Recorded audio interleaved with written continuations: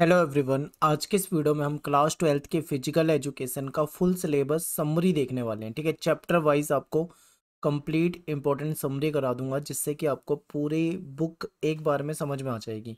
इसके बाद हम क्या करेंगे, नेक्स्ट वीडियो जाएगा वो चैप्टर वाइज आपको वन शॉट में आपको उसमें इंपॉर्टेंट क्वेश्चन करा दूंगा। तो आपकी तैयारी 2 से 3 वीडियो से ही हो जाएगी और इससे बाहर आपके पेपर में कुछ नहीं आएगा।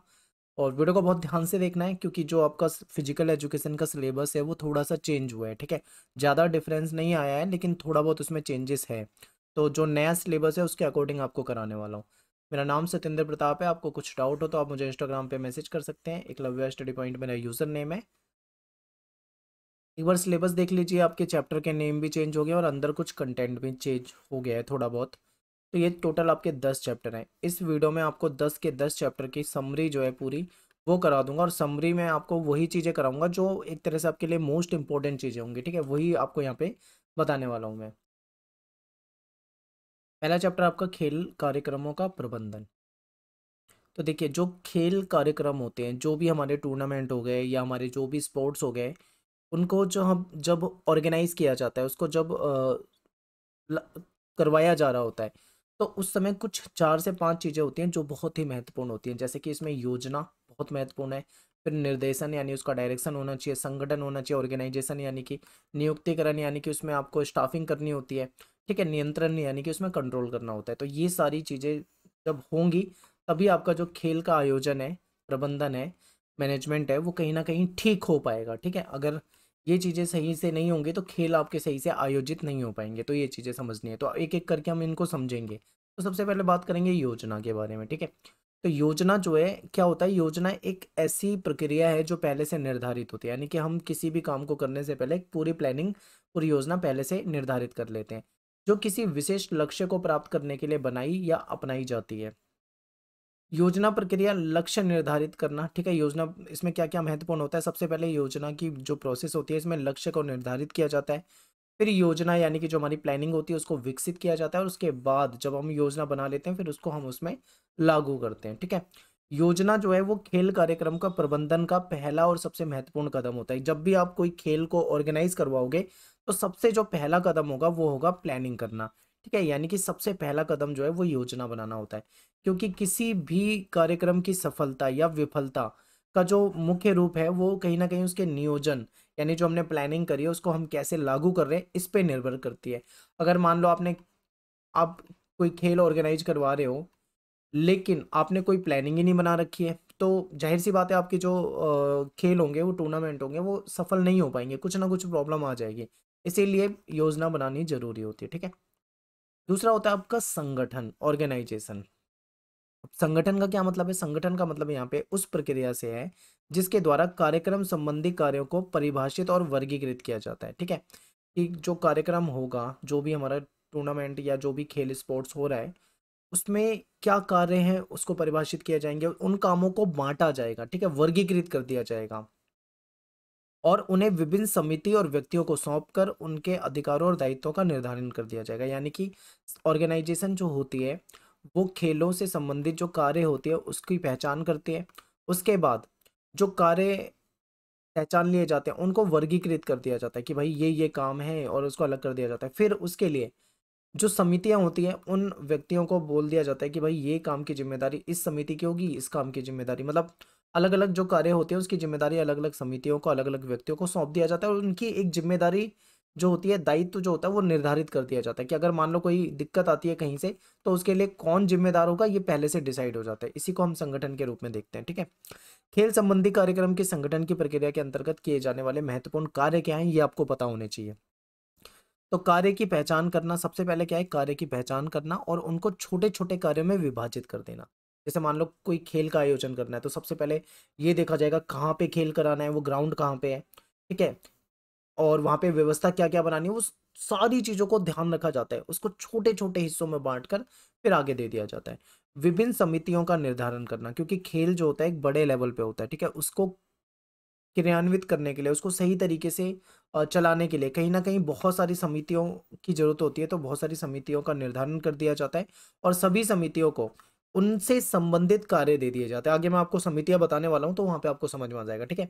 तो जो समिति होती है, उसको काम दे दिया जाता है कि भई ऑर्गेनाइज करना किसी और का काम है, ठीक है। प्लेयर वगैरह को जो सुविधाएं होती है वो देना किसी और समिति का काम हो जाएगा। प्रचार करना किसी और समिति का काम हो जाएगा, ठीक है। परिवहन की सुविधा दिलाना किसी और समिति का, ये पूरी तरीके से बांट दिया जाता है काम। तो विभिन्न समितियों के बीच में सूचनाओं का आदान प्रदान को स्थापित करना, ये सब संगठन का कार्य होता है। एक है नियुक्तिकरण। अब देखो खेल जो होते हैं वो बड़े स्तर पे होते हैं, तो ऐसे में स्टाफिंग करनी भी जरूरी होती है, क्योंकि नियुक्त करना, हायर करना, ठीक है, लोगों को हायर करना, ये देखा जाता है यहाँ पे। तो नियुक्तिकरण का तात्पर्य उस प्रक्रिया से है जिसके अंतर्गत किसी विशिष्ट पद, कोई पोस्ट होती है, या कार्य के लिए सबसे उपयुक्त व्यक्ति का चयन और प्रशिक्षण किया जाता है, ठीक है। तो देखा जाता है कि भाई हमें किसी कार्य के लिए कैसा व्यक्ति चाहिए, उसके अंदर क्या स्किल होनी चाहिए, ठीक है, और क्या ट्रेंड होना चाहिए, वो ये सारी चीजें ध्यान में रख के उसको, किसी व्यक्ति को चुना जाता है और उसको कार्य दिया जाता है। इसको नियुक्तिकरण कहते हैं। तो इसमें मानवीय संसाधन संबंधी आवश्यकताओं का आकलन करते हैं। विभिन्न पदों के लिए जो पोस्ट होते हैं उसके लिए उपयुक्त अधिकारियों कर्मचारियों का चयन और भर्ती की जाती है, ठीक है। जो भी पोस्ट होगी, जिसके लिए भी चुनाव करना है, चुनना है, तो उसके लिए जो बेस्ट से बेस्ट होगा ना उसको चुना जाता है, ठीक है। जो स्किल्ड हो, जिसको एक्सपीरियंस हो, जिसने पहले कभी खेल का आयोजन करा रखा हो, ठीक है, जो जिसका प्रदर्शन बेहतर रहा हो, तो इस तरीके की कोशिश की जाती है कि उसको क्या करा जाए, नियुक्त कर लिया जाए। चयनित अधिकारी और कर्मचारियों का प्रशिक्षण और नियुक्ति, और जो चुन लिए जाते हैं फिर उनको ट्रेनिंग दी जाती है, ठीक है। गेम से पहले ट्रेनिंग दी जाती है, स्पोर्ट्स से पहले, कि भाई ये चीजें हैं, मेन मेन बातें उनको समझा दी जाती है, पूरी ट्रेनिंग होगी, सब कुछ समझा दिया जाएगा ताकि खेल में कोई कमी ना हो, कोई प्रॉब्लम ना हो, कोई दिक्कत ना हो, ये चीजें होती हैं। के बाद है डायरेक्शन यानी निर्देशन। तो मानवीय संसाधन को उद्देश्यों की प्राप्ति के लिए जरूरी दिशा में निर्देशन देना ही मार्गदर्शन कहलाता है। क्योंकि भाई देखो, कहीं ना कहीं मार्गदर्शन बहुत ज्यादा महत्वपूर्ण है। एक एक्सपीरियंस जो पर्सन होगा, जिसने खेलों के बारे में, जिसको अच्छी जानकारी होगी, अच्छा अनुभव होगा, कहीं ना कहीं वो एक बेहतर मार्गदर्शन कर पाएगा। तो मार्गदर्शन भी आप देखोगे यहाँ पे बहुत महत्वपूर्ण होता है, ठीक है। इसमें क्या होता है, अपने अधीनस्थ कर्मचारियों का कहीं ना कहीं ऑब्जर्वेशन किया जाता है, ठीक है, और अपने से वरिष्ठ पदाधिकारियों से संदेश, दिशा निर्देश प्राप्त करने के बाद जो कर्मचारी होते हैं नीचे, उन तक पहुंचाया जाता है कि क्या क्या ऊपर से आदेश आ रहे हैं, उसको नीचे पहुंचाया जाता है, ठीक है, सभी लेवल पे। अपने अधीनस्थ काम करने वाले कर्मचारियों का नेतृत्व किया जाता है, लीडरशिप की जाती है, उनको समझाया जाता है कोई कमी ना रह जाए गेम्स में, ठीक है, ये सारी चीजें। अपने अधीनस्थ कर्मचारियों को लक्ष्य प्राप्ति के लिए प्रेरित करना, मोटिवेट करना, तो ये सब निर्देशन के अंतर्गत आ जाता है। एक है नियंत्रण, कंट्रोल। जो स्पोर्ट्स होता है उसमें कंट्रोल भी बहुत महत्वपूर्ण, ठीक है। कंट्रोल का तात्पर्य उस प्रक्रिया से है जिसके द्वारा कार्यों को पूर्व निर्धारित योजना के अनुरूप किया जाए। यानी कि जो हमने प्लानिंग की थी, जो हमने योजना बनाई थी, उसके अकॉर्डिंग ही हमारा काम हो, इस पे हमारा कंट्रोल होना चाहिए, ठीक है। तो इसके लिए क्या किया जाता है, पहले से कहीं ना कहीं स्टैंडर्ड निर्धारित कर दिए जाते हैं ताकि कोई कमी ना हो गेम्स में, स्पोर्ट्स में, ठीक है। फिर क्या है, वास्तविक सफलता का मापन और प्रभावों की तुलना की जाती है, और अपेक्षा के अनुरूप सफलता ना मिलने पर संभावित कारणों का विश्लेषण किया जाता है। कई बार क्या होता है कि जैसा हमने अपेक्षा कर रखी थी कि ऐसा ऐसा हो जाएगा, कभी कभी ऐसा होता है वैसा नहीं हो पाता, सफलता नहीं मिल पाती, तो फिर उसके पीछे मंथन किया जाता है, एनालाइज किया जाता है कि क्या कारण रह गए जिसकी वजह से मतलब सक्सेस नहीं मिल पा रही है या कमी रह गई।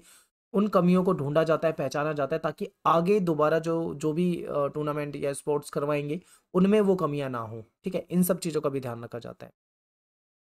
आवश्यकता के अनुसार सुधारात्मक उपाय किए जाते हैं, ठीक है। एक बेस्ट जो एक्शन उस समय में लेना है वो लिया जाता है, तो ये सब आ जाएगा इसके अंतर्गत। एक क्वेश्चन बहुत ज्यादा पेपर में आता है, ये काफी पूछा जाता है कि विभिन्न समिति और उनकी जिम्मेदारी, ठीक है। खेल देखो, जो हम खेल देखते हैं ना, खेल से पहले भी प्लानिंग होती है, खेल के दौरान भी प्लानिंग को किया जाता है, उसको लागू किया जाता है, और खेल के बाद भी बहुत सारे कार्य होते हैं। तो ये मत सोचना कि आप कोई टूर्नामेंट देख रहे हो तो डायरेक्ट डायरेक्ट ही हो जाता है, नहीं। उससे पहले भी होता है एक प्रोसेस, दौरान भी होता है खेल के, और उसके बाद भी होता है। तो ये सारी चीजें हो जाती हैं, ठीक है। तो देखिए, सबसे पहले समितियों की अगर हम बात करते हैं, तो जो प्रशासनिक निवेशक होते हैं, प्रशासनिक जो समिति होती है ये सबसे ऊपर होती है। इसके बाद आती है कार्यकारी समिति, ठीक है। इसके बाद फिर आती है सबसे नीचे आयोजन समिति। और समितियां कई तरह की होती हैं, जैसे कि इसमें प्रचार समिति का अपना काम जो होगा वो खेलों का प्रचार करना होगा। स्वागत समिति एक अलग होगी, जो खिलाड़ियों का और दर्शकों का सबका स्वागत यहाँ पे होगा। सजावट और समारोह की समिति होगी, जो सजावट वगैरह करेंगे, यातायात समिति, आवास तथा खान पान समिति, खेल मैदान उपकरण समिति। इस तरीके से देखो बहुत सारी समितियां होती हैं, ठीक है। ये सारी समितियां मिलकर कार्य करती हैं, तब जाके कोई खेल जो है वो सफल हो पाता है। अब देखो मैंने आपको बताया था ना कि जो कोई भी टूर्नामेंट होता है तो उससे पहले, यानी उससे पहले भी तैयारी की जाती है, उसके दौरान भी तैयारी करी जाती है, उसके बाद के लिए भी कार्य होते हैं। तो पहले क्या होता है, आयोजन समिति का काम होता है, प्रचार समिति, क्रय समिति, आवास, खान पान समिति, ये जो समितियां हैं इनका काम जो होता है वो प्रतियोगिता से पहले महत्वपूर्ण होता है, ठीक है। और इसके दौरान क्या होगा, फिर आयोजन समिति आयोजन करवाएगी, क्रय समिति जो भी है, परिवहन समिति, ये सारे जो है इसके दौरान कार्य करते हैं। फिर प्रतियोगिता के बाद जो होता है वो ये समितियां काम करती है। तो इसमें से कुछ समिति ऐसी हैं जो तीनों टाइम एक्टिव रहते हैं, यानी कि प्रतियोगिता से पहले भी, दौरान भी और उसके बाद भी। तो ये भी आपको यहाँ पे समझ में आना चाहिए, ठीक है। बेसिक सा है बिल्कुल, ज्यादा कुछ टफ नहीं है इसमें, ध्यान से समझ लो, क्योंकि अभी समरी करा रहा हूँ तो मोटा मोटा आपको समझा रहा हूँ। मैं जब आपको इंपॉर्टेंट क्वेश्चन कराऊंगा नेक्स्ट जो हमारी वन शॉट वीडियो आएगी, उसमें मैं आपको एक एक क्वेश्चन पर्टिकुलर लेके चलूंगा, उसमें आपको और डीप समझाऊंगा, ठीक है। अभी आपको मोटा मोटा समझना है कि क्या क्या हमारे सिलेबस के अंदर है। तो यहाँ पे हमारा चलते हैं नेक्स्ट चैप्टर में, खेलों में बच्चे और महिलाएं, इसकी समरी देख लेते हैं। देखिए खेल में क्या होता है, आपको पता है कि कुछ समस्याएं आ जाती हैं, ठीक है। और इसमें ना एक अलग से टॉपिक है आपका आसन संबंधी विकृतियां, जो हमारा पोस्चर होता है, पोस्चर से संबंधित कुछ क्या होती है, कुछ कमियां होती हैं, तो उसे देखते हैं। जैसे कि यहाँ देखो, सपाट चपटे जो हमारे पैर होते हैं, ठीक है, फ्लैट फुट की समस्या कुछ लोगों को होती है, चपटे से पैर होते हैं उनके। एक होता है घुटनों का टकराना, जो नीज होते हैं वो कुछ इस तरीके से होते हैं, ये जो हमारे पैर है यहाँ पे आके, मतलब ये इस जगह पे आके टकरा जाते हैं घुटने, कहीं ना कहीं ये जो समस्या होती है ये ज्यादा बेकार होती है। ये एक समस्या है, इस पे क्वेश्चन आ जाता है। फिर धनुष के आकार की टांगे, ठीक है। फिर गोल झुके हुए कंधे, किसी के जो कंधे होते हैं वो गोल झुके रहते हैं, किसी के आगे की ओर कुबड़ निकल जाता है, ठीक है, किसी के पीछे की ओर कुबड़ निकल जाता है। और इस तरीके की जो समस्याएं, ये सब आसन से संबंधित समस्याएं, यानी हमारा जो पोस्चर होता है उससे रिलेटेड समस्या। तो इस पे आपके क्वेश्चन आ जाते हैं, तो ये मोटा मोटा आपको इतना ही समझना था। जब मैं आपको क्वेश्चन कराऊंगा वहां पे एक एक समस्या पे डिटेल में जाऊंगा, ठीक है। फिर इसके बाद है विशेष परिस्थितियां और विशेष ध्यान देने योग्य, जैसे कि कोई लड़कियों में क्या होता है, पीरियड से रिलेटेड कुछ समस्याएं हो जाती है, ठीक है। तो इसके बारे में मुझे ज़्यादा जानकारी नहीं, मैं आपको ऐसे समझा देता हूँ, आप बुक से पढ़ लेना। तो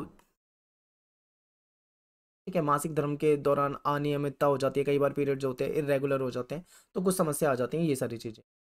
आगे देखिए, महिला खिलाड़ी त्रय, फीमेल जो एथलीट्स होती है उनके सामने कुछ समस्या होती है, ठीक है, इसको समझिए। तो महिला एथलीट जो होती है ये एक लक्षण समूह है। इसमें क्या होता है, ये जो समस्या है इसमें क्या होती है, अनीमिया की बीमारी हो जाती है, रक्तहीनता यानी खून की कमी हो जाती है, ठीक है। अस्थि सुशीरता हो जाती है, यानी हड्डियों से रिलेटेड कुछ समस्या, ठीक है। ऋतुरोध, और वास्तव में ये आपस में संबंधित तीन दशाएं या तत्वों का एक लक्षण का समूह है, यानी कि एक समस्या है कहीं ना कहीं जो कि महिलाओं में देखने को मिलती है। तो सबसे पहले बात करेंगे अस्थि सुशिरता की। इसमें क्या होता है, इसमें हड्डी से संबंधित विकार हो जाते हैं, ठीक है, हड्डी का घनत्व वगैरह कम हो जाना या फिर उनमें कुछ और प्रॉब्लम आ जाना, इस तरीके की चीजें। ऋतुरोध में क्या हो जाएगा कि जो इनका पीरियड वाला सिस्टम होता है इसमें अनियमितता आ जाती है, ठीक है, जिसमें 3 या अधिक महीनों तक मासिक धर्म की अनुपस्थिति, यानी लंबे समय तक पीरियड कई बार नहीं आते हैं, तो ये समस्या हो जाती है जो ऋतुरोध के तहत आ जाती है। के बाद आपकी जो एक ईटिंग डिसऑर्डर भी है, जब व्यक्ति सामान्य से अधिक या फिर बहुत कम मात्रा में भोजन करे, तो इसको क्या बोलेंगे हम, इसे कहीं ना कहीं ईटिंग, ये जो हमारी भोजन संबंधी विकार है इसमें आ जाता है। ना तो हमको खाना बहुत ज़्यादा खाना चाहिए, ना ही हमको बहुत कम खाना चाहिए, ठीक है। तो अगर इस तरीके की आपकी आदत है तो कहीं ना कहीं आप इस डिसऑर्डर से, और बाद में जाके ये क्या होती है, एक बीमारी का रूप भी ले सकते हैं, जिसमें आपको एनोरेक्सिया जैसी, नर्वोसा जैसी जो बीमारी है ये हो सकती है, बुलिमिया, ऐसी समस्या आपको हो सकती है, ठीक है। नेक्स्ट है जीवन शैली संबंधित रोगों के निवारण हेतु योग। योग बहुत महत्वपूर्ण है इस चैप्टर से। आपके एक क्वेश्चन तो योगासन के ऊपर आता है, और आपका मोटापा, मधुमेह और अस्थमा, इन तीन में से एक पे क्वेश्चन जरूर आता है, या तो ये आ जाएगा या ये आ जाएगा, ये तीन महत्वपूर्ण है, मैं आपको तीनों बताने वाला हूँ, ठीक है। तो देखिए, जैसे मान लो किसी को मोटापे की समस्या है तो वो ये वाले आसन कर सकता है, मधुमेह मान लो किसी को डायबिटीज है तो वो उसके लिए ये आसन सही है, अस्थमा के लिए ये चीजें करनी चाहिए, ठीक है। तो इन योगासन को अपना के कहीं ना कहीं हम इन बीमारियों से लड़ सकते हैं। तो अब एक एक करके समझेंगे। सबसे पहले बात करेंगे मोटापे की। मोटापा देखो आज के समय में एक विश्व भर की एक महत्वपूर्ण समस्या बन चुकी है, ठीक है। ज़्यादातर आप देखोगे लोगों के शरीर में फैट की मात्रा जो है बहुत ज़्यादा हो जाती है, जिसकी वजह से कहीं न कहीं उनका शरीर जो है बहुत ज़्यादा मोटा हो जाता है। और इसका कारण क्या होता है कि हमारी जो खान-पान की जो आदतें हैं, ये गलत आदतें हैं। हमारा जो लाइफ़स्टाइल है, वो गलत होता जा रहा है, ठीक है? टाइम पे सोते नहीं है, टाइम पे जगते नहीं है, टाइम पे काम नहीं हो पा रहा है, उल्टा-सीधा खाए जा रहे हैं, जंक फूड खाए जा रहे हैं, तला-भुना खाए जा रहे हैं, ठीक है? लाइफ़स्टाइल डिसऑर्डर हो गया है पूरा, व्यस्त हो रहे हैं एकदम। तो इसकी वजह से मोटापा और ये फैट वाली समस्या जो है ज़्यादातर लोगों में देखने को मिलती है, इसी को हम मोटापा कहते हैं, ठीक है। मोटापे के दो मुख्य कारण है, सबसे पहला तो है हमारा खान पान की गलत आदत, और हमारी जो पाचन प्रणाली जो होती है वो बिगड़ जाती है, ये हो जाता है, ठीक है। बार बार खाना, दवाइयाँ, या फिर मनोवैज्ञानिक कुछ घटक भी होते हैं इसमें, हार्मोन में बदलाव वगैरह, तो ये कुछ कारण हो जाते हैं।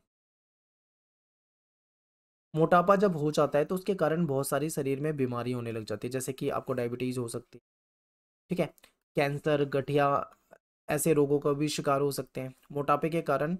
जो ज़्यादा भोजन करते हैं, ठीक है, अत्यधिक भोजन या ज़्यादा परिश्रम रहित जीवन हो गया, जिसमें मतलब ज़्यादा परिश्रम नहीं है लोगों के जीवन में, थायराइड जैसी समस्या हो सकती है, ठीक है, या अन्य भी कई तरह की समस्या हो सकती है। तो ये आपको मोटापे से रिलेटेड है। लेकिन मोटापा को कम करने के लिए या उसको नियंत्रित करने के लिए हम कौन से योग कर सकते हैं? तो इसमें ताड़ासन हो जाएगा, कटिक कटिचक्रासन आसन हो जाएगा, पवन मुक्त आसन हो जाएगा, मत्स्य आसन, हलासन, पश्चिमोत्तासन, अर्ध मत्स्येंद्र आसन, ठीक है, उष्ट्रासन, धनुरासन, सूर्य भेदन प्राणायाम। तो ये कुछ है, इनको अपना कर कहीं ना कहीं मोटापे को हम कंट्रोल कर सकते हैं, नियंत्रण कर सकते हैं। इन तीन में से एक क्वेश्चन बहुत पूछा जाता है, ठीक है, याद रखना, तीनों को अच्छे से याद करना है। मधुमेह की बात करें, डायबिटीज की, तो ये डायबिटीज देखा जाए तो एक कोई बीमारी नहीं है, ये एक लाइफस्टाइल डिसऑर्डर है। हमारा जो जीवन आज के समय में बेकार होता जा रहा है, खाने पीने का उल्टी सीधी चीजें खाई जा रही हैं, ठीक है, एक्सरसाइज नहीं कर पाते हैं, लाइफस्टाइल बहुत ही बेकार होता जा रहा है, तो इसकी वजह से मधुमेह जैसी बीमारी हो जाती है, डायबिटीज जैसी। और दुनिया भर में इस बीमारी से संबंधित लोगों की संख्या जो है वो तेजी से बढ़ भी रही है। इसमें क्या होता है, रक्त में लंबे समय तक शर्करा की जो मात्रा है वो ज़्यादा रहती है। तो मधुमेह में क्या होता है, आपको पता है, अग्नाशय जो है उसमें इंसुलिन नहीं बन पाता है, जिसके कारण क्या होता है, हमारी जो कोशिकाएं होती हैं, ठीक है, बनाए गए इंसुलिन को ठीक तरीके से उसके प्रति प्रतिक्रिया नहीं कर पाती हैं। कहीं ना कहीं इसकी वजह से क्या होता है, ये इंसुलिन की समस्या की वजह से मधुमेह जैसी बीमारी हो जाती है। जब मधुमेह हो जाता है तो इसके कारण व्यक्ति के अंदर थकान ज़्यादा होती है, ठीक है, बार बार पेशाब आना, प्यास ज़्यादा लगना, भूख का बढ़ जाना, ऐसे कुछ लक्षण उसमें दिखाई देने लगते हैं। मधुमेह के कारण क्या होता है, धुंधला दिखाई देने लगता है, और हृदय संबंधित रोग हो सकते हैं, वजन कम होना, ऐसी समस्या हो सकती है, ठीक है। मधुमेह का मुख्य कारण जो होता है वो है आराम पस्त जीवन। आपको पता है कि आज के समय में जो लाइफस्टाइल है उसमें ऐसा होता जा रहा है कि लोगों के जीवन में आराम बहुत होता जा रहा है, ठीक है, मेहनत वाले काम नहीं कर पाते, लोग करते ही नहीं है। तो इसकी वजह से भी मतलब ऐसा हो रहा है। और इसको सही करने के लिए क्या आसन हो सकते हैं, भुजंगासन, पश्चिमोत्तासन, पवन मुक्तासन, मत्स्य आसन, इसका मतलब इन आसनों को किया जा सकता है। मधुमेह के लक्षण में थकान हो जाएगी, प्यास बढ़ना, भूख लगना, धुंधला दिखाई देना, ठीक है, किडनी वगैरह खराब हो जाती है, हृदय से रिलेटेड बीमारी हो सकती है, वजन का घटना, बार बार पेशाब आना, ये समस्या हो सकती है। मधुमेह के जो ये लक्षण थे, कारण क्या है आपको पता है, जो लाइफस्टाइल जो बेकार हो गया है, ये हो गया। दुनिया भर की बीमारी जो है जिसने हमें घेर लिया, ये इसका कारण है। मोटापा, मोटापा भी एक कारण बन जाता है, वजन का बढ़ना। आपको पता है आज के समय में तनाव और चिंता भी एक महत्वपूर्ण कारण बन जाता है डायबिटीज का। तो ये कुछ कारण हो जाते हैं, क्या आसन ये वाले करने हैं। तो ये आसन जो है ये कहीं ना कहीं आराम देते हैं। इसके बाद एक अस्थमा है, अस्थमा आपके पेपर में काफी पूछा जाता है। तो ये तीन में से एक क्वेश्चन ज्यादातर पूछ लिया जाता है, इसीलिए ये बहुत ज्यादा इंपॉर्टेंट था इस चैप्टर में से। अस्थमा जो एक गंभीर बीमारी है जो कि हमारी श्वसन तंत्र से रिलेटेड होती है, ठीक है। इसमें क्या होती है, हमारी जो श्वास नलिका होती है वो सूज जाती है, जिससे कि ये बहुत ज़्यादा सेंसिटिव हो जाती है, और किसी भी प्रभावित करने वाली चीज़ के स्पर्श में आके ये इस पर तीखी प्रतिक्रिया हो जाती है, ठीक है। कहीं ना कहीं हमारे फेफड़े वगैरह इससे ग्रस्त हो जाते हैं, और ऐसे में जो इस बीमारी से संक्रमित होता है उसको कहीं ना कहीं मतलब सांस लेने में तकलीफ होने लग जाती है। और आपको पता है आज के समय में जो पॉल्यूशन है, पॉल्यूशन भी कहीं ना कहीं अस्थमा को बढ़ाने का एक कारण बन रहा है, ठीक है। खांसी का दौरा होना, दिल की धड़कन बढ़ जाना, सांस की रफ्तार बढ़ जाना, बेचैनी होना, सीने में जकड़न, थकावट, हाथ पैर कंधे पीठ में दर्द होना, ये सब अस्थमा के लक्षण होते हैं। और क्यों होता है ये, क्योंकि आपको पता है धूल, धुआं, प्रदूषण, ये सारी चीज़ें हैं जो कहीं ना कहीं मतलब इसका मेन कारण बन जाती है। अस्थमा को ख़त्म नहीं किया जा सकता, लेकिन इस पे नियंत्रण पाया जा सकता है। ठीक है, कुछ आसन हैं, इन आसनों को अगर करा जाए तो इस पे कंट्रोल किया जा सकता है। ठीक है, अगर हो जाती है बीमारी तो ठीक नहीं होती है।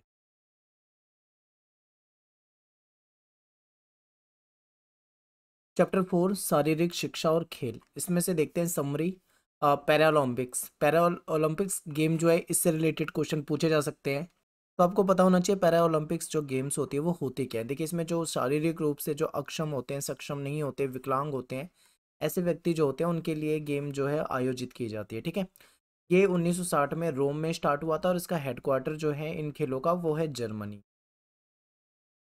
और एक होता है स्पेशल ओलंपिक। स्पेशल ओलंपिक खेलों की शुरुआत जो है वो 1968 में शिकागो में हुई थी। ठीक है, ये जो स्पेशल ओलंपिक अंतर्राष्ट्रीय, ये शुरू किसके द्वारा किया गया था? जो संयुक्त राज्य अमेरिका के जो एक्स राष्ट्रपति थे कैनेडी, इनकी जो बहन है यूनिस कैनेडी।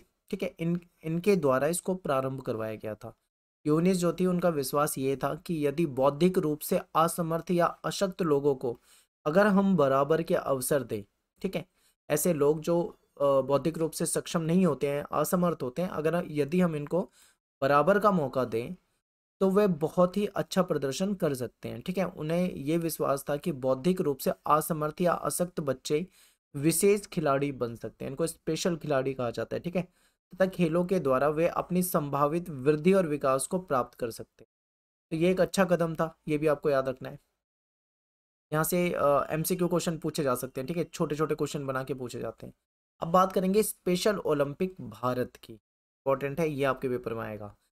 देखिए क्या है कि विशेष ओलंपिक, इसे स्पेशल ओलंपिक कहा जाता है। ये भारत का एक आंदोलन के रूप में आप इसे देखिए, जो कि खेलों को एक उत्प्रेरक के रूप में देखता है। ठीक है, इसमें जो बौद्धिक रूप से असमर्थ हैं, यानी ऐसे व्यक्ति जो समर्थ नहीं होते हैं मानसिक रूप से उतना अच्छा, ठीक है, जो ज़्यादा विकसित नहीं हो पाते, तो ऐसे बच्चों को वस्तुओं, ठीक है, ऐसे बच्चों को कहीं ना कहीं उनके जीवन बदलने के लिए ये महत्वपूर्ण आप गेम्स के रूप में से देख सकते हो। ठीक है, इसको सन 1987 में यानी 87 में विशेष ओलंपिक इंडिया के रूप में स्थापित किया गया और 2001 में इसका नाम बदल दिया गया।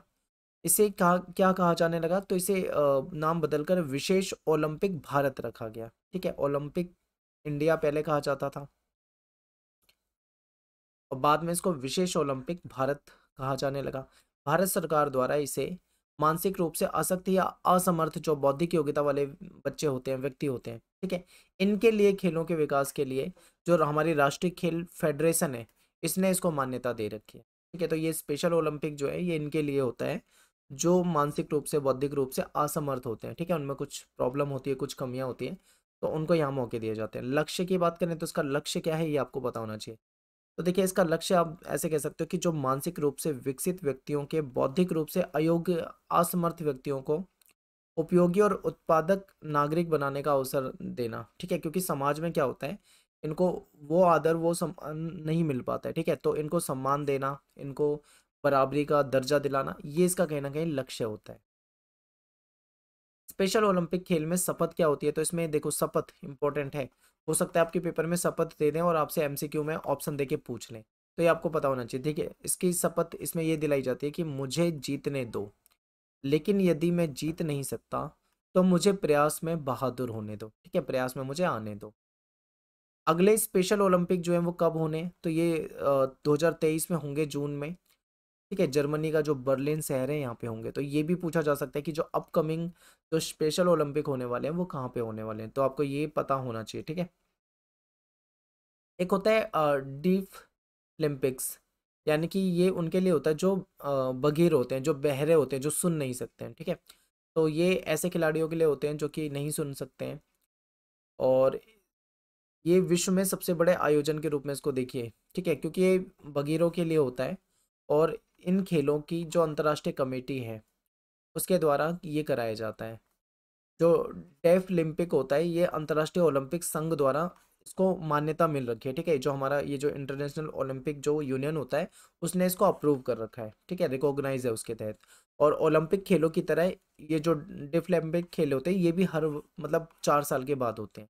जैसे ओलंपिक खेल 4 साल के बाद होते हैं, ऐसे ये भी हर 4 साल के बाद आयोजित कराए जाते हैं। ठीक है, अब यहाँ पे कुछ समझिए, विशेष आवश्यकता वाले दिव्यांगों के लिए शारीरिक क्रियाओं का निर्धारण करने की रणनीति। देखिए क्या है, हम एक वर्ड यूज करते हैं विकलांग, याद रखिए, तो ये वर्ड नहीं यूज करना होता है। ठीक है, इनको विकलांग की जगह इनको दिव्यांग कहा जाता है, और इनको विशेष आवश्यकता यानी स्पेशल नीड्स की कैटेगरी में रखा जाता है। ठीक है, तो देखिए इसमें जो विशेष आवश्यकता वाले बच्चे होते हैं, दिव्यांग होते हैं, उनके लिए शारीरिक क्रियाओं का निर्धारण करने की जो रणनीति होती है वो क्या होती है, स्ट्रेटेजी। तो सबसे पहले देखिए, जो विशेष आवश्यकता वाले बच्चे होते हैं इनकी पूरी जो डॉक्टरी जांच होती है वो कराई जाएगी। ठीक है, पूरा अनुभव, उनका इंटरेस्ट देखा जाएगा, उनकी क्षमता, उनकी जो कैपेसिटी होती है उसको देखा जाएगा। ठीक है, जो उपकरण इनको चाहिए वो देखे जाएंगे, एक अच्छा वातावरण को नज़र में रखा जाता है, रूपांतरित जो नियम वगैरह होते हैं उसको देखा जाता है। ठीक है, तो इन पे मतलब बहुत ज़्यादा इनको खेलों में लाने से पहले बहुत तरह की प्रोसेस जो है वो अप्लाई की जाती है। ठीक है, ताकि कोई बाद में कोई समस्या ना हो, इन सब चीज़ों को ध्यान में रखते हैं। नेक्स्ट है हमारा खेल और पोषण। मैं आपको केवल इंपॉर्टेंट समरी बताते हुए चल रहा हूँ, ये जो समरी है ये आपको रिवाइज करा देगी हल्का सा, के बाद में आपको जो इंपॉर्टेंट क्वेश्चन बताऊंगा तब आपको ये सारा आसान लगेगा, क्योंकि वहाँ में एक एक क्वेश्चन को आपको डीप समझाने वाला हूँ। ठीक है, तो खेल और पोषण देखते हैं। आपको पता है कि हमें एक संतुलित आहार, एक बैलेंस डाइट की आवश्यकता होती है। ठीक है, तो संतुलित आहार क्या होता है, ऐसा आहार जिससे व्यक्ति को शरीर के लिए जो हमें आवश्यक जो तत्व होते हैं, जिसमें हमें जो भी तत्व आवश्यक है हमारे शरीर को, वो सारे के सारे तत्व अगर हमें मिलते हैं तो उसको हम संतुलित आहार या फिर बैलेंस डाइट कहेंगे। ठीक है, संतुलित आहार एक ऐसा आहार है जिसमें पर्याप्त मात्रा में पोषक तत्व होते हैं, जिसमें हमें एक दिन में आवश्यकता जो हमें कैलोरी जितनी चाहिए होती है वो पूरी हो जाती है हमारी, और जो हमें उसमें जितना वसा, प्रोटीन, कार्बोहाइड्रेट, पानी, फाइबर, विटामिन, जो खनिज चाहिए वो सब उसमें शामिल होता है। ठीक है, अब यहाँ पे एक चीज़ देखिए, देखिए आपके लिए आपको पढ़ना किससे, सपोर्टिंग मटेरियल से। याद रखना, सपोर्टिंग मटेरियल जो आपका 2022-23 वाले सेशन का है, अभी वाला जो करंट जिसमें से मैं आपको करा रहा हूँ वो बेस्ट है। आप कोई बुक लेते हो अगर फिजिकल की, तो उस बुक में उतना अच्छा कंटेंट नहीं मिलेगा जितना कि आपको सपोर्टिंग में प्रोवाइड कराया हुआ है। ठीक है, तो इसको बिल्कुल अच्छे से कई कई बार पढ़ के जाना है, और तैयारी में आपकी करा दूंगा। पोषण, पोषण भोजन में उपस्थित जो पोषक तत्व होते हैं उसका अध्ययन होता है। ठीक है, पोषण मतलब हमें न्यूट्रिशन वगैरह जो होता है उसका अध्ययन करना। ये एक गतिशील प्रक्रिया होती है। इसमें क्या होता है, इसमें भोजन को खाना, उसको पचाना, उसको अवशोषित करना, और फिर जो पोषक तत्व होते हैं उसका उपयोग करके वृद्धि और विकास के लिए, वृद्धि और विकास इससे किया जाता है, तो इसे हम पोषण कहते हैं। ठीक है, पोषक तत्व जो होते हैं वो हमारे खाने का एक घटक होता है। जो भी हम फूड लेते हैं उसमें कुछ ना कुछ पोषक तत्व होते हैं, तो पोषक तत्व जो है भोजन का एक घटक होता है, जिसे कोई भी जीव है जिसको जीवित रहने के लिए, वृद्धि करने के लिए, विकास करने के लिए हमें कहीं ना कहीं पोषक तत्वों की जरूरत होती है। ठीक है, तो दो प्रकार के पोषक तत्व होते हैं, एक होता है मैक्रो पोषक तत्व और एक होता है माइक्रो। ठीक है, मैक्रो मतलब वृहत, बड़े लेवल पे, माइक्रो मतलब कम। आपको पता है कि हमारे शरीर को कुछ ऐसे पोषक तत्व होते हैं जिनकी जरूरत ज्यादा होती है, कुछ ऐसे भी पोषक तत्व होते हैं जिनकी जरूरत हमारे शरीर को कम होती है, लेकिन होती दोनों तरह के हैं, तो वो हमें पढ़ने हैं। तो जो मैक्रो है, जो मतलब जिसकी ज्यादा जरूरत होती है, उसमें क्या क्या आ जाता है, देखिए इसमें आपका कार्बोहाइड्रेट आ जाएगा जिसको कार्ब्स लिख देते हैं हम शॉर्ट में, प्रोटीन हो जाएगा हमारा, वसा हो जाएगा, जल हो जाएगा, इसकी जरूरत हमें हमारे शरीर को ज़्यादा होती है। वहीं दूसरी तरफ माइक्रो भी होते हैं जिसकी जरूरत हमारे शरीर को कम होती है, कम मात्रा में होती है। ठीक है, जैसे कि विटामिन और खनिज हो जाते हैं।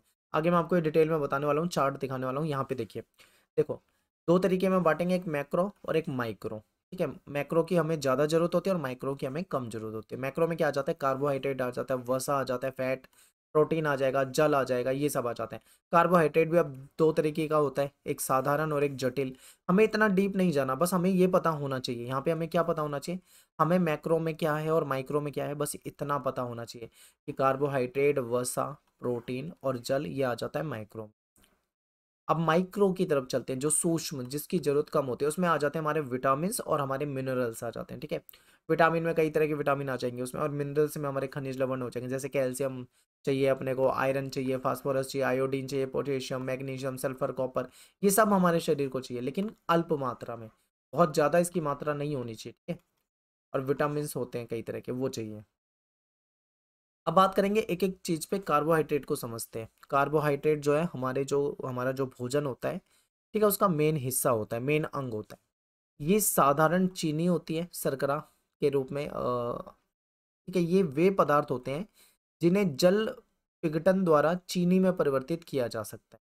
ये कार्बन, हाइड्रोजन, ऑक्सीजन से मिलकर बनते हैं और सभी कार्बोहाइड्रेट में हाइड्रोजन के परमाणु और ऑक्सीजन के परमाणुओं का अनुपात जो 2:4 इस तरीके से होता है। ठीक है, कार्बोहाइड्रेट क्या है, हमारे शरीर का मेन, मतलब हमारे जो आहार होता है उसका मेन पार्ट आप इसे समझिए। इसकी जरूरत हमारे शरीर को बहुत ज़्यादा होती है। कार्बोहाइड्रेट को देखें तो ये इसको इसके भी कई प्रकार होते हैं। ठीक है, एक तो हमारा साधारण प्रकार हो गया, एक जटिल हो गया। साधारण जो कार्बोहाइड्रेट होता है उसमें ग्लूकोज हो जाएगा, फ्रुक्टोज हो जाएगा, सुक्रोज हो जाएगा, माल्टोज हो जाएगा। ठीक है, ये पानी में घुलनशील होते हैं, ये जो आप पढ़ रहे हो। ये कहाँ से मिलते हैं, जो हमें रसीले फल होते हैं जिसमें रस होता है, जैसे गन्ना हो जाएगा, चुकंदर हो जाएगा, ठीक है, आम हो जाएगा, अनाज वगैरह होते हैं, उसमें हमें ये मिल जाता है। जटिल कार्बोहाइड्रेट जो है ये पानी में घुलनशील नहीं होते हैं। ठीक है, इसमें क्या होता है, इसमें टार्च हो जाएगा, ग्लाइकोजन, सेलुलोज, ये मेन होते हैं। ये कहाँ से मिलते हैं हमको, आलू में मिल जाएगा, आलू में कार्बोहाइड्रेट होता है काफ़ी। शकरकंद हो जाएगा, चुकंदर हो जाएगा, ठीक है, मक्का, गेहूं, इन सब में हमें कार्बोहाइड्रेट मिल जाता है। इसका काम क्या होता है, जो कार्बोहाइड्रेट हम लेते हैं अपने भोजन में, इसका काम क्या होता है, ठीक है, इसके क्या कार्य होते हैं। तो देखिए, इसका मुख्य कार्य जो है वो विभिन्न शारीरिक कार्यों के लिए, हमें जो भी हम अपनी डेली लाइफ में काम करते हैं उसके लिए हमें एनर्जी जो मिलती है वो कार्बोहाइड्रेट से मिलती है। ठीक है, तो ऊर्जा प्रदान करना इसका मेन काम है। 1 ग्राम कार्बोहाइड्रेट से लगभग 4 किलो कैलोरी जो ऊर्जा होती है हमें ये मिल जाती है। हमारे भोजन से प्राप्त होने वाली जो कुल कैलोरी है उसका 60 से 70% भाग जो है वो हमको कार्बोहाइड्रेट से ही मिल पाता है। ठीक है, प्रोटीन को अन्य कार्यों के लिए मुक्त करना, शरीर में ऊर्जा की आवश्यकता को पूरा करने के लिए प्रोटीन का उपयोग भी हो सकता है, किया जा सकता है। लेकिन ऊर्जा प्रदान करना प्रोटीन का जो होता है वो मेन काम नहीं होता है। यदि हम कार्बोहाइड्रेट की जो मात्रा होती है वो पूरी मात्रा नहीं लेते, उचित मात्रा नहीं लेते, तो प्रोटीन जो है वो अपने मुख्य कार्य को छोड़कर हमारे शरीर को एनर्जी प्रदान करने लगेगा। तो प्रोटीन का काम अलग है, लेकिन वो अगर हम कार्बोहाइड्रेट पूरा नहीं ले रहे तो कहीं ना कहीं वो काम प्रोटीन करेगा। तो इसे हम कह सकते हैं कि कार्बोहाइड्रेट जो है वो प्रोटीन को अन्य कार्यों के लिए मुक्त कराता है। ठीक है, वसा का उपयोग में सहायता, कार्बोहाइड्रेट जो होता है वो वसा के जो पचय होता है उसमें कहीं ना कहीं सहायता करता है। ठीक है, आपको पता है हमारे शरीर में फैट जो हम खाते हैं वो फैट भी मिलता है हमें उससे, तो कहीं ना कहीं उसके लिए भी ये कार्बोहाइड्रेट हेल्प करता है। यदि वसा का उपयोग ऊर्जा प्राप्ति करने के लिए किया जाए तो इससे हमें क्या हो जाएगा, नुकसान होने लगे, क्योंकि जो जिसका जो काम है हमें वही यूज करना है। कार्बोहाइड्रेट हमें ऊर्जा देता है तो हमें ऊर्जा के लिए कार्बोहाइड्रेट का ही प्रयोग करना है। ठीक है, तो ये है। आगे देखते हैं, प्रोटीन की बात करते हैं। प्रोटीन की भी हमारे शरीर को नीड होती है और काफ़ी मात्रा में होती है। तो प्रोटीन एक वृहद पोषक तत्व है और प्रोटीन जो है ये कार्बन, हाइड्रोजन, ऑक्सीजन, नाइट्रोजन और कभी कभी सल्फर नामक तत्व से बना होता है। प्रोटीन के जो अणु होते हैं वो काफ़ी बड़े होते हैं। ठीक है, इसलिए ये प्रत्यक्ष रूप से हमारे रक्त में नहीं मिल पाते हैं, डायरेक्ट नहीं मिल पाते हैं। तो जो हमारा जो पाचन क्रिया संस्थान है इसके द्वारा क्या होता है, एक अमीनो एसिड में इसको बदल दिया जाता है। ये 23 अमीनो एसिड होते हैं और 9 अमीनो एसिड आहार में अवश्य उपलब्ध होने चाहिए। हमारा जो खाना होता है उसमें होने चाहिए। अमीनो एसिड जो होता है इसका प्रयोग जो होता है वो शरीर में जो हमारी रक्त की जो मांसपेशी होती है, जैसे नाखून हो गया, तो हमारी स्किन हो गई, हेयर हो गए हमारे, या जो हमारे आंतरिक अंग हो गए, उसके निर्माण के लिए कहीं ना कहीं प्रोटीन जो है महत्वपूर्ण होता है। ठीक है, और टूटे हुए जो हमारे टिश्यूज वगैरह जो अंदर होते हैं उसकी भी कहीं ना कहीं मरम्मत करता है। प्रोटीन के जो सोर्स होते हैं वो क्या होते हैं, प्रोटीन हमें मिलता कहाँ से, तो दूध से। जो दूध होता है या जो दूध से बने हुए जो उत्पाद होते हैं जैसे डेयरी प्रोडक्ट होते हैं उसमें हमें प्रोटीन मिल जाता है, पनीर वगैरह इसमें भी होता है। ठीक है, जो दालें होती हैं दाल के अंदर हमें प्रोटीन मिल जाता है। मांस खाते हैं जो लोग, मांसाहारी जो होते हैं, उनको जो मांस से उनको प्रोटीन मिल जाता है। मेवे हो गए या जो तेलीय बीज हो गए, इनसे हमें प्रोटीन जो होता है वो मिल जाता है, ये सोर्स होते हैं। ठीक है, प्रोटीन का काम क्या होता है, शरीर के निर्माण और वृद्धि। प्रोटीन जो होता है शरीर में नए उत्पन्न के निर्माण और टूटे फूटे जो ऊतक होते हैं, टिश्यूज होते हैं, उसकी मरम्मत के लिए प्रोटीन आवश्यक होता है। इस प्रकार क्या होता है, शारीरिक वृद्धि और शरीर में जो रख रखाव होता है उसमें कहीं ना कहीं प्रोटीन जो होता है वो हेल्प करता है। ठीक है, बचपन से वयस्क होने तक लगातार वृद्धि के लिए भोजन में प्रोटीन जो होता है वो होना चाहिए।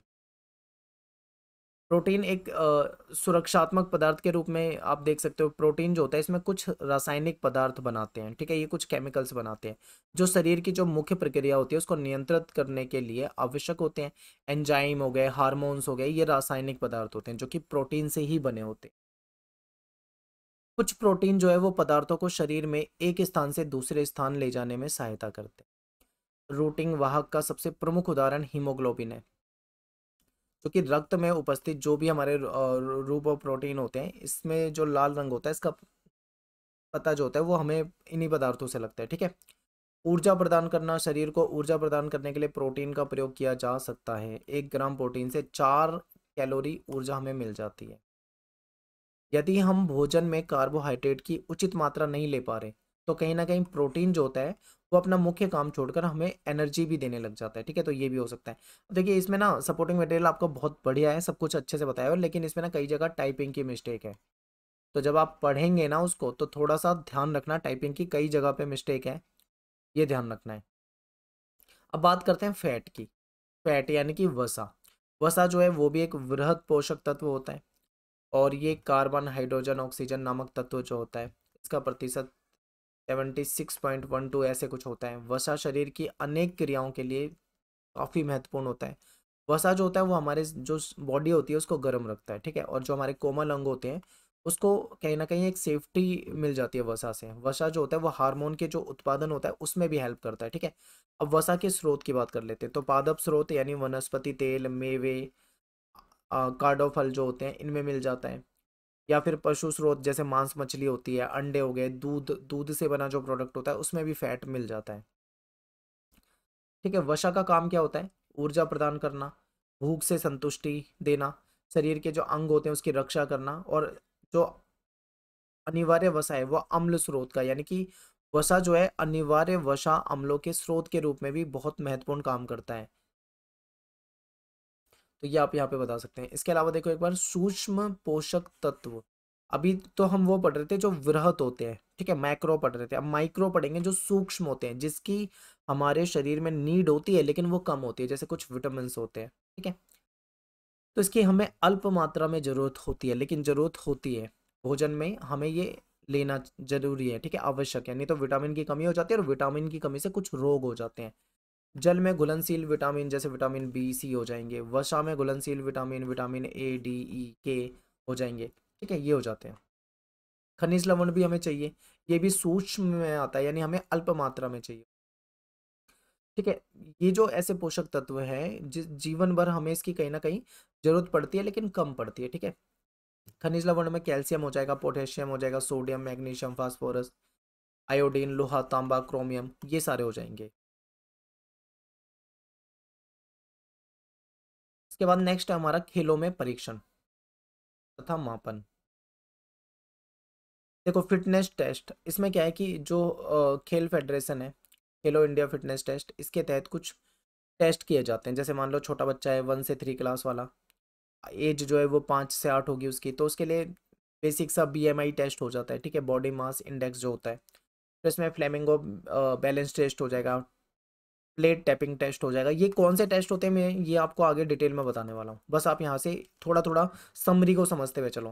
फिर क्या होता है, 9 से 18 वर्ष की जो एज होती है, जो क्लास 4th से 12th तक के स्टूडेंट होते हैं, उनमें अगर टेस्ट देखे जाए तो उसमें बीएमआई हो जाएगा। ये बीएमआई हमेशा इंपॉर्टेंट है, हर जगह होता है। 50 मीटर की जो गति परीक्षण होती है इसको कर लिया जाता है। 600 मीटर की दौड़ हो जाएगी, इसको देख लिया जाता है। सिट एंड रीच लचक परीक्षण देख लिया जाता है। ठीक है, और शक्ति परीक्षण देख लिया जाता है जिसमें पुशअप्स करवा दिए जाते हैं। और देखो चेयर स्टैंड परीक्षण, शरीर का जो निचला भाग होता है उसकी शक्ति को मापने के लिए ये कराया जाता है। बाजू मोड़ने का परीक्षण, शरीर का जो ऊपरी हिस्सा है उसकी शक्ति को मापने के लिए होता है। चेयर सीट एंड रिच परीक्षण जो होता है, शरीर के निचले भाग की जो लचक होती है उसको देखा जाता है उसमें। बैक स्क्रैच परीक्षण, इसमें क्या होता है, शरीर का जो ऊपरी भाग होता है उसकी लचक को देखा जाता है, मापा जाता है। 8 फुट जो अप एंड गो परीक्षण है, इसमें फुर्ती को मापा जाता है कि कितना मतलब एक्टिव है सामने वाला। 6 मिनट चाल परीक्षण में जो हमारी एरोबिक सहन क्षमता होती है उसको देखा जाता है। ठीक है, तो ये सब टेस्ट करे जाते हैं। फिटनेस जो टेस्ट होते हैं स्कूलों में, SAI खेलो इंडिया फिटनेस टेस्ट, इसे देखिए।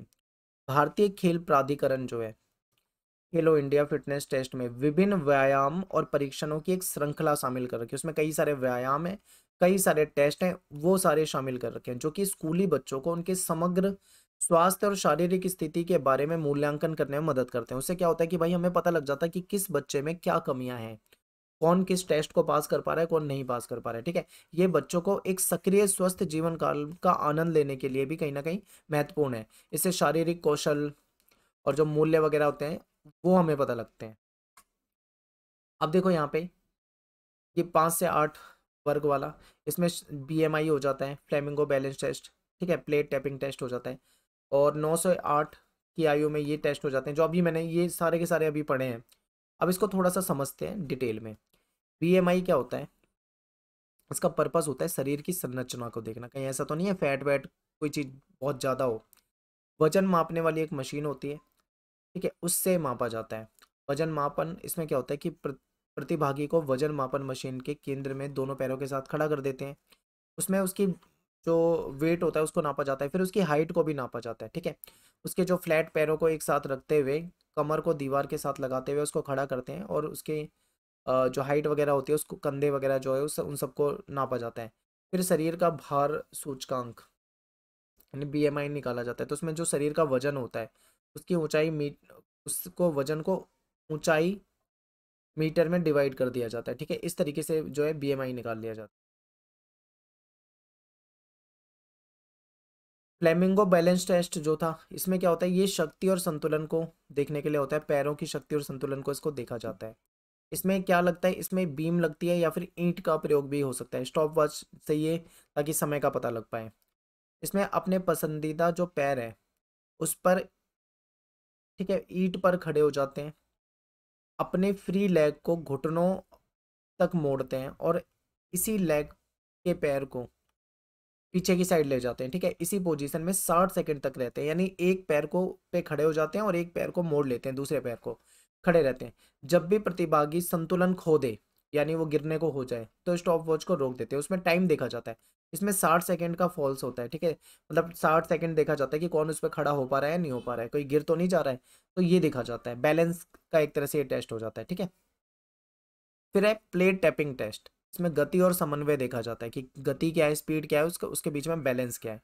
इसमें टेबल चाहिए, पीली डिस्क चाहिए, ठीक है, रेक्टेंगल चाहिए, और स्टॉप वॉच वगैरह चाहिए। पीली डिस्क जो होती है उसको 60 सेंटीमीटर की दूरी केंद्र पे रख देते हैं, दोनों डिस्कों के बीच में आयत को समान दूरी पर रख देते हैं। ठीक है, डिस्क के सामने आराम से खड़े कर दिए जाएंगे, और पसंदीदा हाथ को आयत पे रख दिया जाएगा। गो कमांड दी जाएगी, जितनी जल्दी पीली डिस्क को एक के बाद एक टैप करना शुरू कर देगा उसको देखा जाता है। ठीक है, तो इसमें कहीं ना कहीं गति देखी जाती है, और ये भी देखा जाता है कि गति में क्या समन्वय है। इसके बाद बात करते हैं हम 9 से 18 वर्ष की एज में, इसमें क्या करा जाता है, तो BMI हो गया। BMI में आपको पता ही है यही सारी चीज़ें जो अभी बताया था।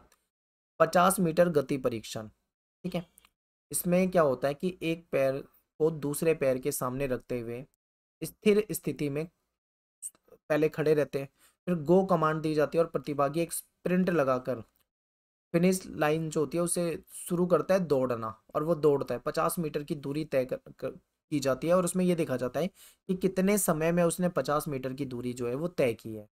फिर 600 मीटर की दौड़ या फिर जो पैदल चाल होती है, इसमें 600 मीटर तक दौड़ाया जाता है, उसमें देखा जाता है कि कितने टाइम में हुआ। फिर सिट एंड रीच, इसमें लचक का परीक्षण किया जाता है। ठीक है, फर्श पर क्या करते हैं, पैरों को सीधा करके बैठे और पैरों पर बॉक्स को सपाट रखें, दोनों घुटनों को ब्लॉक करके फर्श पर सपाट दबा देते हैं। हाथ एक दूसरे के ऊपर रखकर जहां तक संभव हो उसको आगे बढ़ाया जाता है, और उस दूरी को रिकॉर्ड करा जाता है 1 से 2 सेकंड तक होल्ड करा के। ठीक है, तो ये कुछ है। इसमें आपको बेसिक बेसिक बताया, यहाँ पे हो सकता है आपको समझ में ना आ रहा हो, लेकिन जब मैं आपको इंपॉर्टेंट क्वेश्चन कराऊंगा जहाँ पे मैं आपको इमेज दिखाऊंगा, वहाँ पे आपको थोड़ा समझ में आ जाएगा। बाकी ये बेसिक सी चीज़ें, इसमें बहुत सिंपल से क्वेश्चन आते हैं, बिल्कुल आसान से क्वेश्चन आएंगे, आप आराम से कर दोगे अगर आपने जरा भी पढ़ा होगा तो।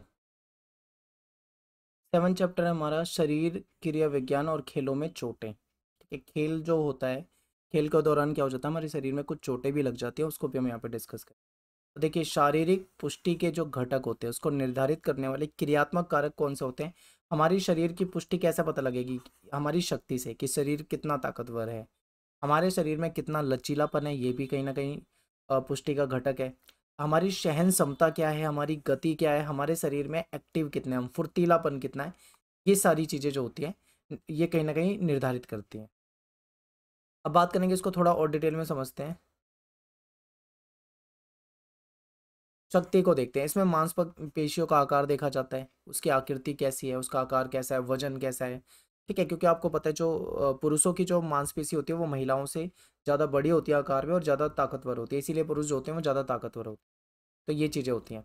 लचीलापन देखते हैं कि भाई उम्र, लिंग और वातावरण, इन सब के आधार पे लचीलापन जो है हमारे शरीर में वो कैसा है और हमारी जो लाइफ स्टाइल है वो कैसी है। सहन क्षमता देखी जाती है, एरोबिक हमारी सहन क्षमता कैसी है। ठीक है, गति देखी जाती है कि कितना एक्टिव है सामने वाला। और खेलों में चोटों का वर्गीकरण, खेल में विभिन्न प्रकार की चोट लग जाती है, उसको वर्गीकृत किया गया है। जैसे कि एक होता है रगड़। रगड़ आप जानते हैं कि किसी खुरदरे सतह से रगड़ लग जाना। ठीक है, छिल जाना, उसमें खून भी निकल सकता है। गुमचोट, गुमचोट में क्या होता है, हमारी जो रक्त कोशिकाएं होती है वो फट जाती हैं और क्षति ऊतक के भीतर एकत्रित हो जाती है। बाहर तो हमें नहीं दिखता कोई खास, लेकिन वो अंदर जो होता है शरीर में वहां पे चोट लगी होती है, इसे गुमचोट। ये ज्यादा नुकसानदेह होती है, ज्यादा दर्द पहुंचाने वाली होती है। फिर होता है फटना, मांसपेशियों में गहरा घाव हो जाए, ठीक है, फट जाए, क्रैक हो जाए। और चीरा, इस कोई नुकीली चीज से लगा हुआ कोई कट लग जाए जिससे खून निकल जाता है। ठीक है, मोच आ जाना, जिसमें लिगामेंट जो होते हैं हमारे अंदर वो फट जाते हैं स्किन में, वो हमें दिखते नहीं है लेकिन उसी को हम मोच आना कहते हैं। ठीक है, खिंचाव, जो टेंडन होते हैं अंदर वो फट जाते हैं उसमें, लेकिन दिखेगा कुछ नहीं, पर वो खिंचाव हो जाएगा। पर वो जो खिंचाव वाला एरिया है वहाँ पे लालिमा आ सकती है, वहाँ पे पेन हो सकता है। ठीक है, वहाँ पे जो हमारी डेली लाइफ की जो गतिविधि है वो करने में हमें प्रॉब्लम हो सकती है। तो ये कुछ चोटें होती हैं। इसके बाद बात करेंगे कठोर ऊतक की चोटें। ये कोमल ऊतक ऊतक की चोटें थी। कठोर में क्या आ जाएगा, जोड़ों और हड्डी की चोट जो होती है। जैसे कि जोड़ों की चोटों में आप विस्थापन हो जाता है, हड्डी एक जगह से दूसरी जगह चली जाती है। ठीक है, जोड़ की जो चोट है या हड्डी अपने मूल स्थान से विस्थापित हो जाती है। उदाहरण के लिए कंधे का विस्थापन हो जाता है, कूल्हे का विस्थापन हो सकता है, कलाई की हड्डी का विस्थापन हो सकता है, ये चीजें हो जाती है। हड्डी की चोटों की बात करते हैं तो हड्डी की जो चोट होती है वो कई तरह की होती है। हड्डी जो टूट जाती है, फ्रैक्चर हो जाता है, वो कई तरीके का होता है, जैसे कच्चा अस्थिभंग।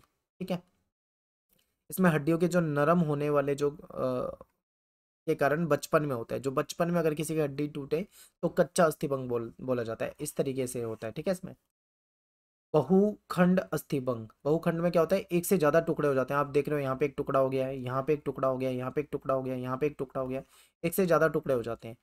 फिर क्या है, अनुप्रस्थ अस्थिभंग। इसमें आप देखोगे बीच में से क्रैक सा हो जाएगा, समकोण में टूटी हुई हड्डी, यानी यूं है और फिर यहाँ टूट गई है बिल्कुल समकोण में, इस तरीके से। फिर है तिरछा अस्थिभंग। इसमें देखो टूटी हड्डी लेकिन तिरछी, इस तरीके से टूटी है। तो ये कुछ मेन है। एक पचड़ी होती है अस्थिभंग, इसमें देखो कैसे क्रैक से आ जाते हैं इसमें। ठीक है, इस तरीके से हड्डी। तो ये जो है ये हड्डियों का टूटना और कोमल ऊतक की चोटें और हड्डी की चोटें जो है ये है। तो यहाँ पे हमने बेसिक से समझा, यही पेपर में आपके क्वेश्चन आते हैं, यहीं से क्वेश्चन पूछे जाएंगे जो आपको बता रहा हूँ।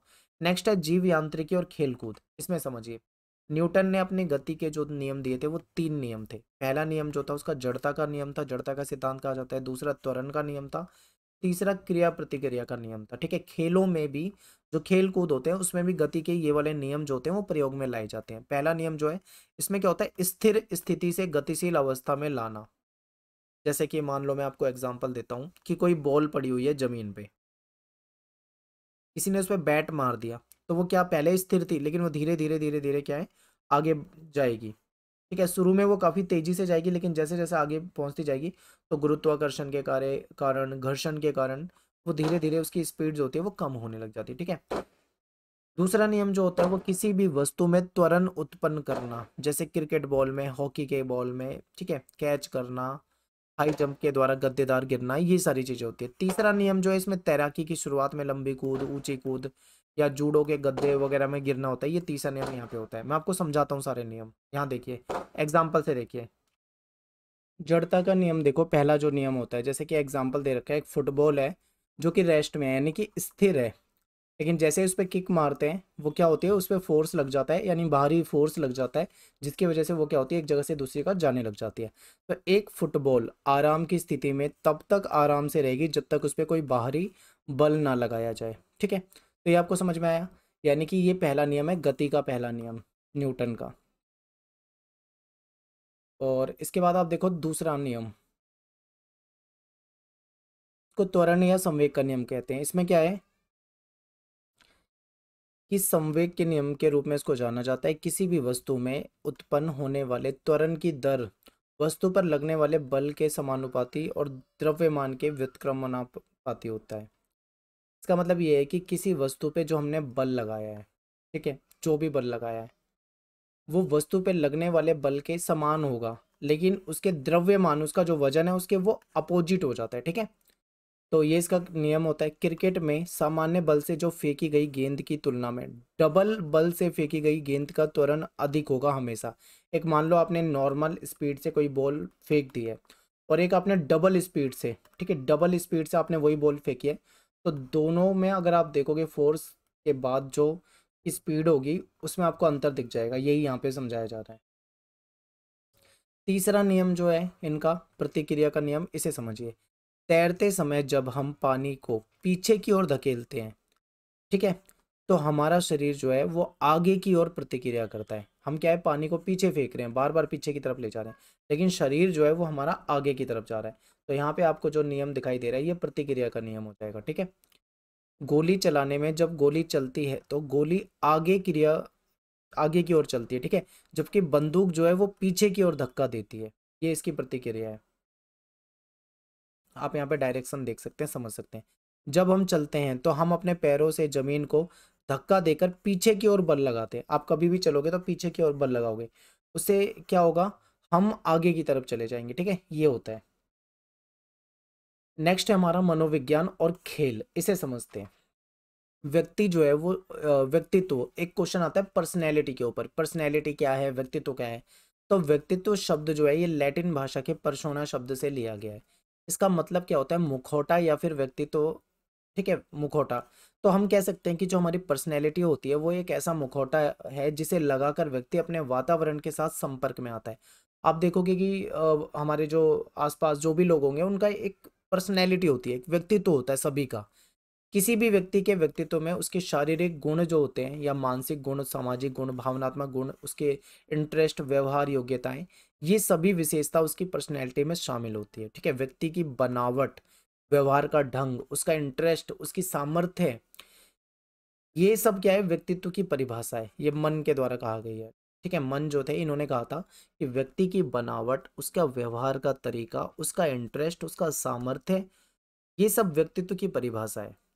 सभी जैविक गुण, विचार, रुझान, स्तर, इच्छाओं, अनुभव से अर्जित रुझान, ये सब हमारा पर्सनैलिटी कहलाता है मॉर्टन प्रिंस के अनुसार, ठीक है।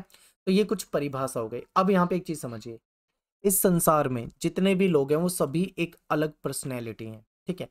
कुछ लोग ऐसे हैं जिनको लोग बहुत ज्यादा पसंद करते हैं क्योंकि वो ग्रेट पर्सनैलिटी हो सकते हैं। कुछ लोग ऐसे होंगे जिनको ज्यादा लोग पसंद नहीं करते क्योंकि उनका व्यवहार जो होगा, उनके सामाजिक गुण जो होंगे वो कहीं ना कहीं ज्यादा अच्छे नहीं होंगे, ठीक है। तो इसको लेकर तो जो एक विद्वान है जंग जंग जो है ये कहते हैं कि जो पर्सनैलिटी होती है उन्होंने इसको तीन हिस्सों में बांट दिया, बहिर्मुखी, अंतर्मुखी और उभयमुखी, ठीक है। बहिर्मुखी में क्या होता है, एक्सट्रोवर्ट, यानी कि ऐसे लोग जो बहुत ज्यादा घुलना मिलना पसंद करते हैं, खूब बातें करते हैं, ठीक है, समाज में उनका एक सामाजिक दायरा होता है, वो कहीं पे भी मतलब वो शर्माते नहीं है, झिझकते नहीं है, कॉन्फिडेंस उनके अंदर बहुत ज्यादा होता है, एक्सट्रोवर्ट होते हैं।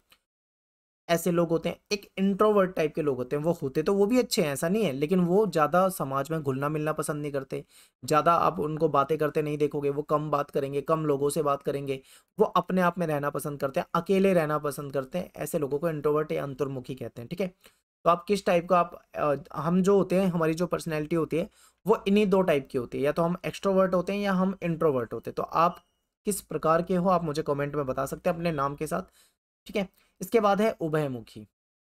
उभयमुखी पर्सनैलिटी क्या होगी, जो बहुत ज्यादा ना तो बहिर्मुखी होगा ना बहुत ज्यादा अंतर्मुखी होगा, ठीक है। तो जो उभयमुखी होते हैं उनमें दोनों तरह के गुण पाए जा सकते हैं। हो सकता है वो बहिर्मुखी भी हो, अंतर्मुखी भी हो सकता है उसमें कोई गुण ज्यादा कम हो, क्योंकि अलग अलग लोगों की पर्सनैलिटी में अलग अलग तरीके के अंतर देखने को मिलते हैं। अब व्यक्तित्व के पांच बड़े सिद्धांत होते हैं, इसको समझिए। इस सिद्धांत के अनुसार किसी भी व्यक्तित्व को आंकने के लिए पांच लक्षणों को आंकना चाहिए, तभी हम बता सकते हैं कि पर्सनैलिटी कैसी है।